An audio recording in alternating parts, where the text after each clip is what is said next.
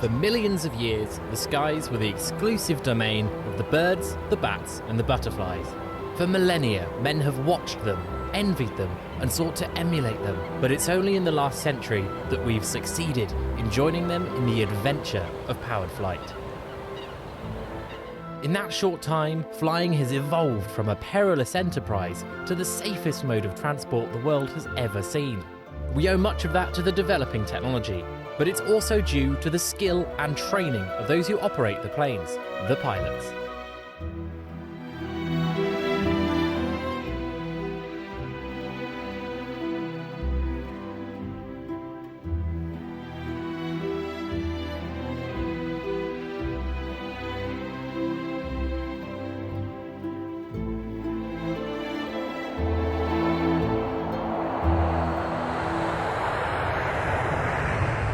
The modern-day commercial pilot is a very different person to those early pioneers. Aviator, navigator, meteorologist, engineer, and team manager. The contemporary pilot needs all of these skills to operate in the modern aviation industry. In this episode, we will examine the training paths available to our aspiring commercial pilots and look at the hurdles they have to overcome in order to fulfill their aspirations.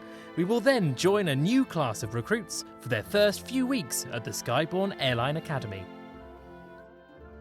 There are two basic ways in which to do your training.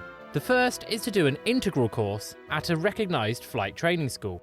This is essentially a 2-year course that takes you all the way from your first flying lesson to obtaining your ATPL, the Air Transport Pilot's Licence, the basic commercial pilot qualification. As an intensive, demanding, full-time course, most pilots report that they have never had to work so hard before or since this course. The second way is to do a modular course, where you study the various component modules over a longer period of time, whilst building up flying hours independently. Which route you choose is often down to finances. It comes as a shock to most people to find that pilot training is something that a lot of people have to pay for themselves, and it doesn't come cheap. I think what tends to put people off is the money. It is expensive, no way around that. But assuming you stick it out and pass everything, you'll be very well paid afterwards. So again, it's an investment. Aside from that, you do need the funding, which can sort of stop people at that point. It's sort of upwards of £100,000, so it's quite a lot. Okay. I mean, the barriers to being a pilot is predominantly the cost. As I've mentioned, it can cost up to £120,000 to become a pilot through a airline school. You've got to fund that. You won't get a bank loan anywhere in the UK to fund that training, so you're relying on the bank of mum and dad or multiple credit card loans to fund that. Very dangerous and puts you in a very vulnerable situation. But we have seen cadets go bankrupt halfway through the process. If you lose your licence, which is therefore like us losing our driving licence, we can't drive anymore, they can't fly. And that can be for issues that we would still work with, i.e. types of diabetes. They would be grounded and they'd have their licence removed. So they're also quite vulnerable workers in terms of retaining that licence. So there are all vulnerabilities and things that people need to think about. I want to kill a few myths that airlines are paying for people to get their licence. They don't and never will. I think it's one of those things we've just gone too far. The majority do not have the ready funds for such an expensive education and need help to finance their dream. For Jamie and Dale, who took the integrated route, help came from the family. Fortunately, we're in a position where we can help him out in as much as we could have lent him the money. But I didn't want to do that because I wanted him to have more responsibility. So what I did was I basically arranged the money on a drawdown facility, and it's a case of a third party lending the money. I stand as guarantor for the money, but Jamie, once he's passed, he pays the third party. That way, I know it's going to sound strange, that way I can't get a situation of, Dad, I'm a bit short this month, I'm going to have to not pay you. So once he's got it, he has to pay the third party because they'll chase him like any other lender would. I come from a very working class background, so they weren't in a position to just either loan or gift me that money. What my parents did have is a very modest 2-bedroom ex-council house, which they now own. And although they didn't have any savings in the bank, what I thought was my only option was to approach them and ask them if I could use their house as collateral for getting the finance that I needed. Now, my initial plan was to just approach the bank and say, okay, I want to borrow £50,000. Here's my parents' house. You can have that if I don't pay it back. It doesn't quite work like that, to my naivety.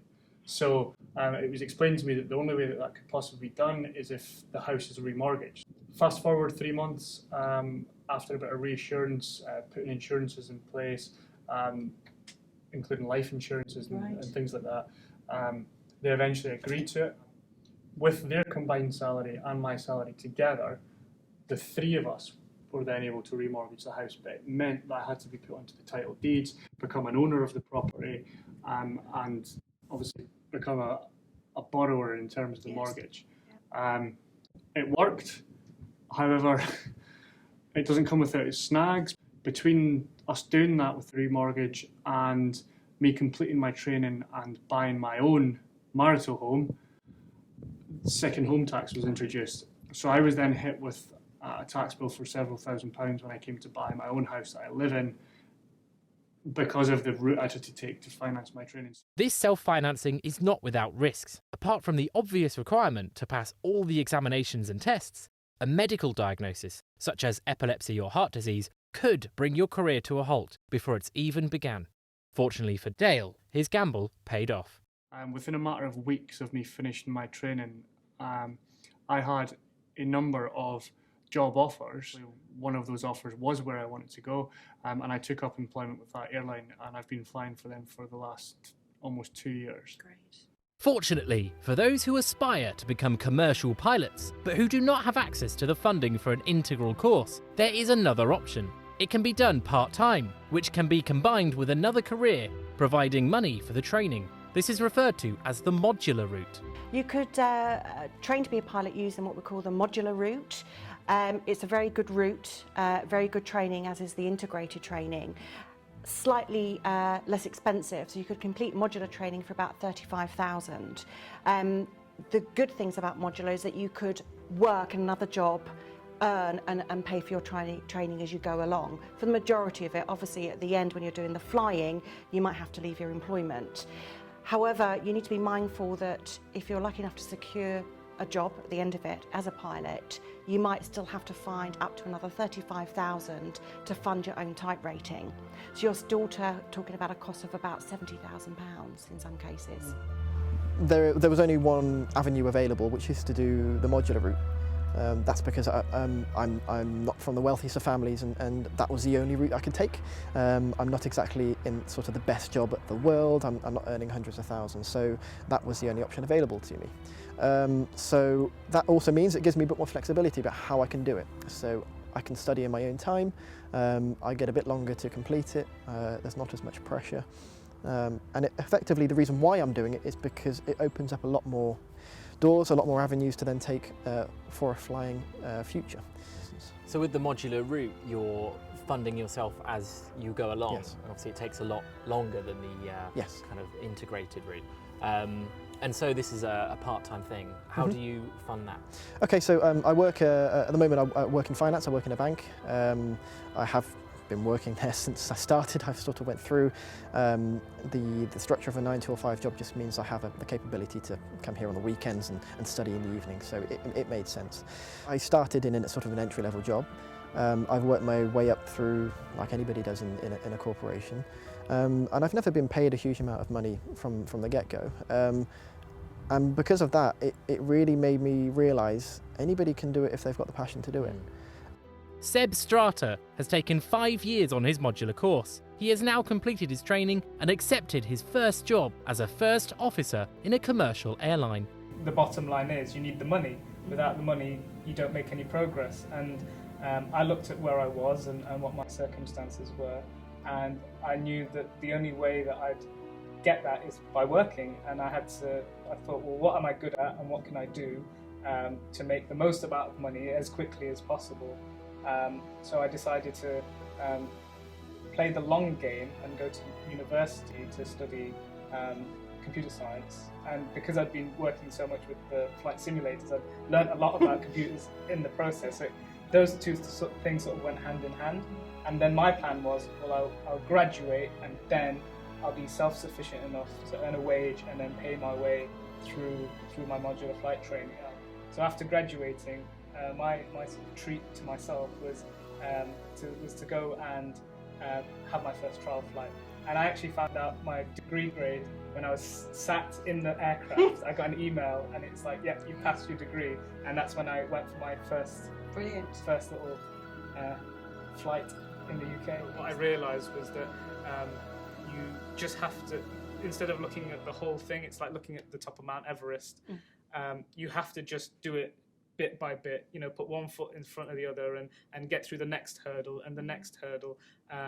And it is sometimes slow and painful, but it's better than trying to wait for, you know, that big magic pot of money that will probably never appear. The thing is, once you decide that this is what you want to do, you're determined, and you either achieve it or you die trying. Golf Sierra Echo Hotel Kilo, Gloucester Town, pass your message. Golf Sierra Echo Hotel Kilo, request taxi for maintenance ground on Alpha 1.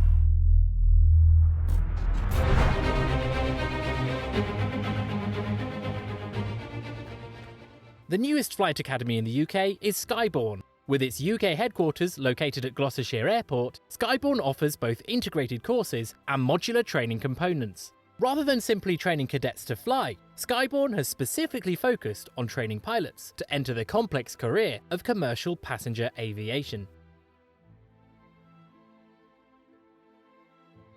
Okay, so when we set out to launch Skyborne, we thought it was very, very important to do things differently. So using our experience over the last 30 years, literally recruiting, training and placing thousands of pilots over that period, we pretty much have a good idea what the industry is looking for. And so we designed some significant USPs, if you like, unique selling points for Skyborne. We're talking firstly about the user experience being second to none. The facilities here we have at Skyborne have been designed purely with commercial pilot training in mind. So we've designed it from the ground up. We've introduced modules like formal customer service training for all of our pilots. We do flight risk analysis before every pilot gets airborne. And just the general philosophy is one of airline-focused training. So I decided that I wanted to be a pilot after a careers event. I went and I saw the RAF, and I spoke to the pilot about aviation, and it was really interesting. I've always told my mum that I wasn't looking for an office job where I see the same people, the same work that was very paper-based, it wasn't bureaucratic, where in the aviation industry you have the office with the best view, and it really interests me, especially with the line of work, working with different people each day. And yeah, I'm looking forward to getting my wings. Yes, my dad is a commercial pilot, and he first introduced me to gliding when I was 15, and I really loved it as a hobby. I just kept it ticking over while I was at school. But it wasn't till a lot later on, like during university, that I realised that I really want to be a commercial pilot as a career, and I realised that like an office job wasn't for me. I love flying, so why not be paid for it? You know, it just seems like the best job. Yeah. I remember my mum constantly tells me and likes to remind me that I used to run out into the garden when I was maybe 2 or 3 years old, running outside into the garden, pointing to the sky and shouting "Conquer, conquer," not being able to pronounce Concord properly. I just think my passion for aviation is blossomed since then. I've always wanted to be a pilot. I think my motivation is being fueled further by both my uncles being pilots, and they inspire me with multiple stories that they tell me, experiences they have, and how much they both enjoy. I love flying as it is, and also I love travelling. Experiencing and seeing new cultures is definitely a pleasure of mine. So allows me to do that. Unfortunately, I love aviation so much. So. Whichever route is taken, be it integrated or modular, training is divided into theory and practice. The theory is usually referred to as ground school and is generally conducted in a traditional classroom setting. So there is an apparent turn. So the red ball is being launched off here and it apparently turns, in this case, to the left. But in actual fact, if you follow the red path, the ball is going in a straight line. Its destination is the point that's changed, but we have this apparent turning effect. Ground school comprises of a series of modules on various aspects of modern aviation. It covers areas such as general aircraft knowledge, principles of flight, operating procedures, and flight planning, as well as meteorology, navigation, air law, and human performance. At the end of each module, there's an examination to pass. It is a period of intense study with a lot to learn. Ground school is, I'm not going to sugarcoat it, it's tough, it's hard work, but I absolutely love it. I love every moment of it, and I think everything we learn about is so interesting, which just drives you to do better. And I've found whenever I've struggled in an area of a subject, the fact I'm interested in it and I want to understand and want to learn, it pushes me further to understand it and consolidate my understanding, which ultimately should hopefully mean I perform better in the exams. As rather than just remembering an answer, I actually understand why something's doing what it does and what factors will affect it and what the result will be of those factors affecting it. Being a pilot is a practical skill, so alongside the many hours of classroom theory, there is hands-on training. This is done in a combination of flight simulators and small engine aircraft, progressing to twin-engine planes. Some flight academies like Skyborne will run practical instruction in other countries, like Spain and the USA, where the weather can be more reliable.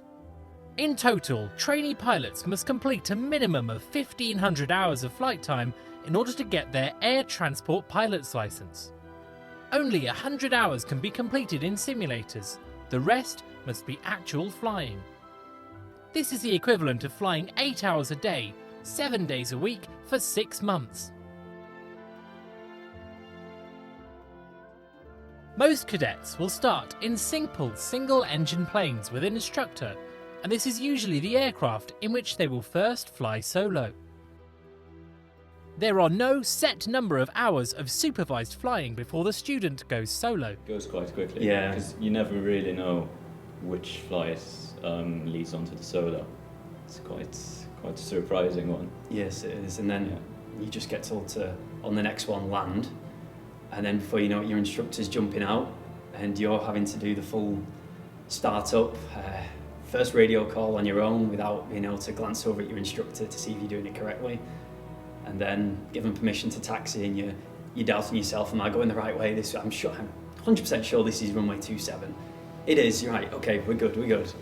And then you just think something must go wrong on this one. Please don't let it, but it probably will. Come on. And the next minute you're up in the air and it just feels natural, doesn't it? Yeah, it's all natural. It doesn't really feel like it's your first solo. So you go straight into it, and by the end it's really rewarding. I think it's one of the most rewarding parts of the training. Absolutely. I just remember being on final and I was completely unaware that I was on my own at that point because it just felt like it's what I'd done before. It was me, the runway, the numbers, pappies, keeping your scan going, touching down, and then you're like, wow, I did it. Okay, that wasn't as bad as I thought. I can do this again. Most usually need 10 to 20 hours of instruction before they are ready to go it alone. Small single-engine planes are relatively simple and economical to fly compared to multi-engined aircraft, but are still equipped with all the navigational instruments that the students need to progress to multi-engined training. They give the students a chance to get the feel for a basic aviator's skills, without the complications of managing multiple engines. In addition to learning the fundamentals of handling the aircraft, the cadets must learn to multitask, for at the same time they must navigate, communicate with instructor and air traffic control, and be constantly vigilant for other aircraft and changes in weather. Trainees must also acquire the mental skills which will be required. such as stress management. In an emergency situation, they must remain calm and confident in order to keep control of the situation. Unmanaged stress can lead to hasty, poor decisions, which in the worst case scenarios can be fatal. One of the most complicated and stressful exercises is the cross-country course, for which cadets have to fly a previously planned and authorised route. This is where all the theory and practice parts come together. They will need their navigation training to prepare and follow the route, the meteorological module to anticipate and plan for the weather conditions they will face, and communications training to be able to communicate with air traffic control and other aircraft. At the same time, they must fly the aircraft, monitor its performance, and keep their eyes peeled for other aircraft. There is a lot to do.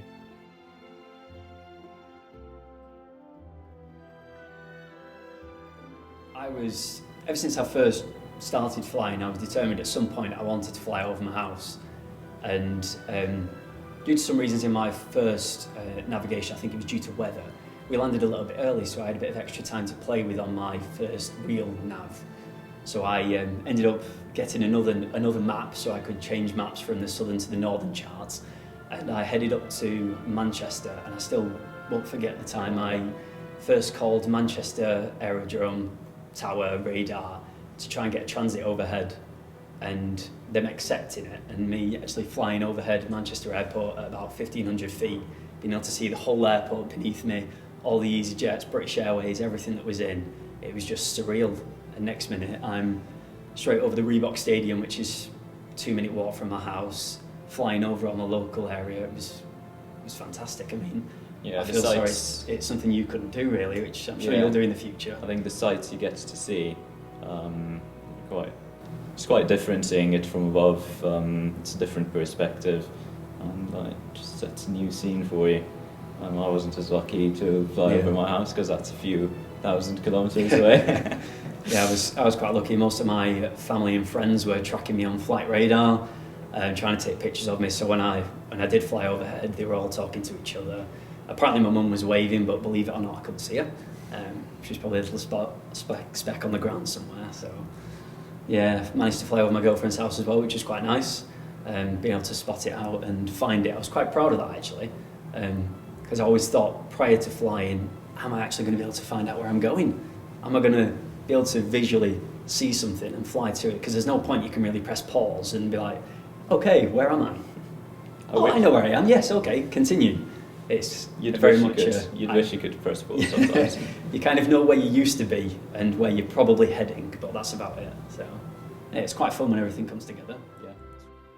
As flight experience builds, students will move from simple single-engine airplane to a more complex twin-engine machine. At Skyborne, cadets will move on to the Diamond DA-42 twin-engined aircraft. These are obviously faster, more powerful machines, but the difference extends beyond this. Twin-engine aircraft handle differently and have a more sophisticated level of performance and control. It is like progressing from a simple bicycle to a high-performance motorbike.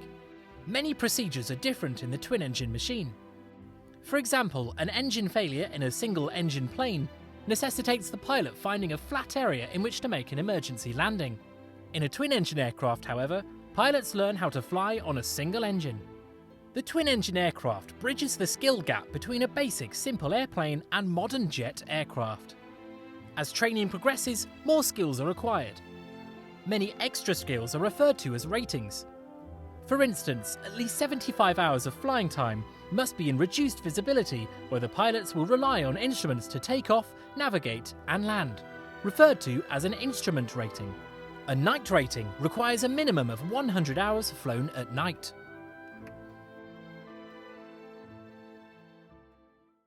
In the next episode, we continue to follow our flight cadets at the Skyborne Airline Academy to achieve their basic flight qualification. We then examine the further training and experience that they need to turn them from a basic pilot into a first officer for a modern commercial airline. Sierra Echo Hotel Kilo, Gloucester Tower, pass your message.